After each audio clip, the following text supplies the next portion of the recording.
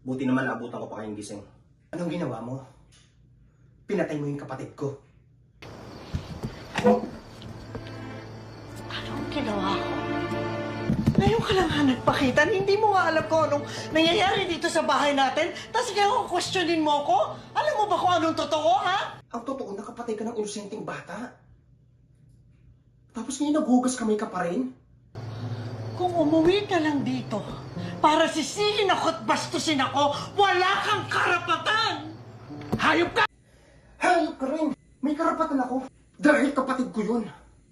Doon na nga akong maasang lumaki yung matino. Hindi ka tulad niya. At ang demonyo naming panganay.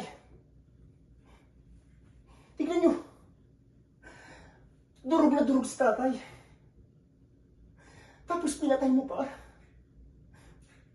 Dahil sa ginawa mo. Kung ano man ang nangyayari sa kanya ngayon, kagagawan niya yon! Sa'yo, tandaan mo to! Hindi papasok sa buhay ko si Lena! Kung naging maayos ang asawa, ang dahil mong pagkukulang, hindi ko nahihingin ang paghingi mo ng tawad sa pagpatay mo sa anak ko! Pero ipasok mo dyan sa kukorte mo. Ipasok mo na napakalaki ng kasalanan mo. Kaya tayo umabot sa ganito. Ako ang daladaran ni Lena. Ang sakit sa akin. Dugot lamang ko na wala. Dahil sa'yo. Ang dahil sa akin? Eh, hindi mo nga ako nagawang pakinggan kung ano yung totoong dahilan kung paano nakulat si Lena. Tapos ngayon, ipagmamalaki mo sa akin yung sakit na nararamdaman mo. Kung pinili mo mang babae at inuwi mo siya dito sa pamamahay ko, hindi mo ba naisip na sinaktan mo ko? Pagod na ako, Rigor.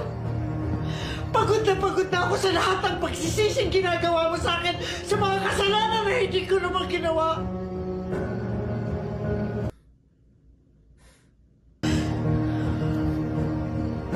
Pagod na ako sa'yo. Pagod ka na pala eh. Pagod ka na, di ba? Lumayo ka na, umalis ka na. Yung malayo. Pagod ka na eh, di ba? Ba't talaga ng mukha mo? Tay, totoo to. Tay, may pera na ako pero nagkakadalitsy pa rin itong pamilya na to. Marami na akong pera. Hindi na kita kailangan. Hindi na kita kailangan, ay. Umalis ka na dito. Iwan mo na yung si tatay. Ikaw ang punot dulo ng lahat ng problema dito sa bahay. Kayong dalawa ng demonyo mong anak. Ha? Tandaan mo yan, ay. Gusto niyo mawala yung problema sa pamilyang to? Tayo paalisin mo na yung dalawang yan. Umalis na kayo sa pamilyang to. Tsaka ano yung sinasabi mo? Pagod na pagod ka na? Pagod na pagod ka na? Si tatay ang pagod na sa'yo. Pagod na siya sa'yo. Pagtiisan ka!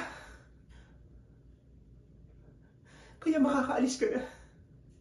Umalis ka na sa pamilyang to. Umalis ka na sa pamilyang to. Sabihin mo, my family. Oh my God. Quiet please.